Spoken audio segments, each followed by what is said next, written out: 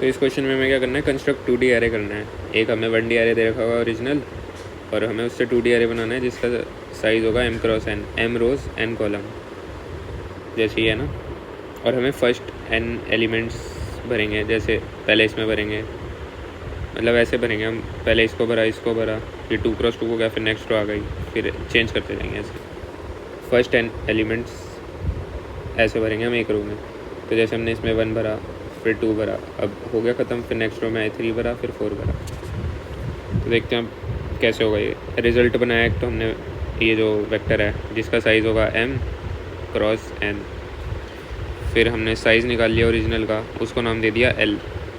फिर हमने चेक कर लिया भाई अगर m क्रॉस n है और जो साइज़ निकला है हमारा वो सेम है, अगर सेम नहीं है तो मतलब पॉसिबल ही नहीं है, फिर या तो इसमें ज़्यादा है या इसमें कम है, तो हम फिल कैसे करेंगे, एग्जैक्ट सेम होने चाहिए m क्रॉस n, ठीक है। फिर हमने एक बनाया इंडेक्स 0 से इनिशियलाइज़ किया, फिर जो हमने वो बनाया था रिज़ल्ट नाम का 2D एरे, तो रो और कॉलम में इटरेट मारेंगे, उसमें भरते जाएंगे बस। रिज़ल्ट ऑफ i j में क्या भरेंगे हम, ओरिजिनल इंडेक्स, और इंडेक्स को प्लस प्लस कर देंगे। तो पहले यही होगा, पहले एक रो भरी जाएगी, मतलब फिर नेक्स्ट ही हो जाएगी। नॉर्मल आइट्रेशन ही है, तो सिंपल, इसमें कुछ वो नहीं है फैंसी, ठीक है। फिर रिटर्न कर दिया रिज़ल्ट। एक अप्रोच तो ये है। दूसरी अप्रोच क्या है, एक हमें बनाना है, इसमें भी वही है, हमने साइज़ निकाल दिया, इक्वल नहीं है तो रिटर्न खाली कर दिया। अब इसमें नई चीज़ क्या है कि मैथ्स हम यूज़ कर सकते हैं कि इसमें इस बार हम उस पर आइट्रेट मारे हैं ओरिजिनल वाले पे, और हम डायरेक्टली बस फिल करते जाएंगे। जैसे हमने ओरिजिनल का कोई एक एलिमेंट उठाया, फिर हमें देखना है, जैसे इसका जो भी इंडेक्स है 0 1 2, हमें देखना है कि 2D एरे में कौन सी पोजीशन पे लगेगा, ठीक है। पहले हम इसमें आइट्रेट मारे थे और भर रहे थे बारी बारी, लेकिन अब हम क्या करें, अब इस पर आइट्रेट मारेंगे, इसमें से एक एलिमेंट निकाला, फिर उसकी पोजीशन फाइंड करके हम उसको करेक्ट प्लेस में डाल देंगे। तो वो कैसे निकलेगा, जो भी रिज़ल्ट में हमें कौन सी रो में डालना है वो कैसे निकलेगा, जो भी इंडेक्स है उसको करेंगे डिवाइड बाय n क्या है, जो कॉलम का साइज़ है, कॉलम का ही साइज़ है ना ये, हाँ। तो अगर हम डिवाइड करेंगे तो हमें रो पता चल जाएगी, और मॉड्यूलो लेंगे तो हमें कॉलम पता चल जाएगा। तो बस उसमें वही डाल देने जो भी ओरिजिनल वाला एलिमेंट है उसमें, फिर रिटर्न रिज़ल्ट। तो आसान ही है, बस इस वाले को कोड करके देखता हूँ मैं कैसा है। चलते हैं उसमें, फिर लीड कोड,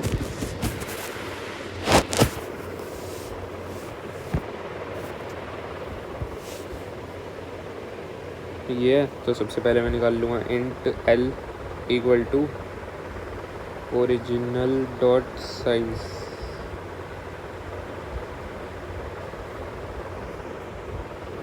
फिर उसके बाद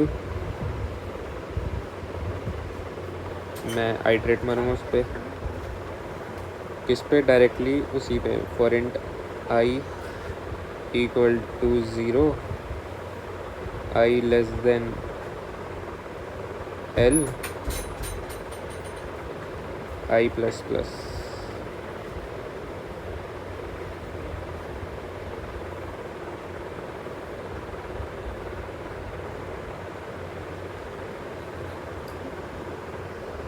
अब मैं क्या करूँगा, जो हमारा एक रिज़ल्ट भी तो बनाना पड़ेगा हमें, 2D वेक्टर। तो एक वेक्टर जिसके अंदर क्या होगा, एक और वेक्टर, और उस वेक्टर के अंदर स्टोर होगा इंटीजर, 2 ब्रैकेट, नाम रखूँगा मैं इसका रिज़ल्ट, साइज़ होगा इसका m, इनिशियलाइज़ करूँगा इसको एक और वेक्टर से जिसमें क्या स्टोर होगा इंटीजर, और उसका साइज़ क्या होगा n।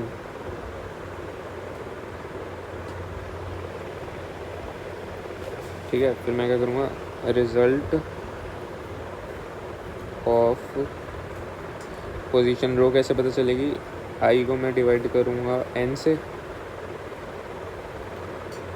और कॉलम निकालने के लिए मॉड्यूलो परसेंटेज है i मॉड्यूलो n, उसमें मैं डाल दूँगा ओरिजिनल का जो भी एलिमेंट आ रहा है, ओरिजिनल ऑफ i, ये स्पेस हटाता हूँ। फिर इसके बाद मैं रिटर्न कर दूँगा रिज़ल्ट। रन करके देखते हैं।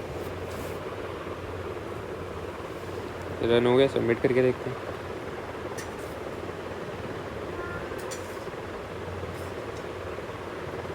इसमें भी एरर आ गया। ठीक है, रन टाइम एरर।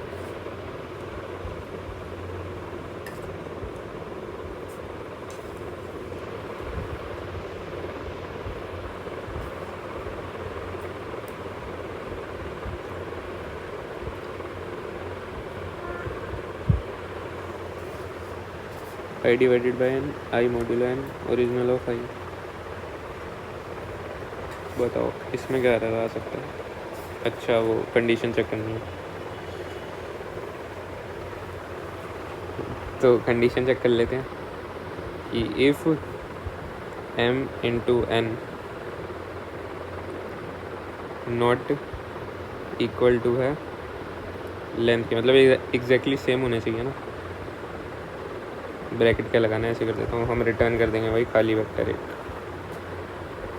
ये केस बेस केस मान लो इसको। अब करूँ?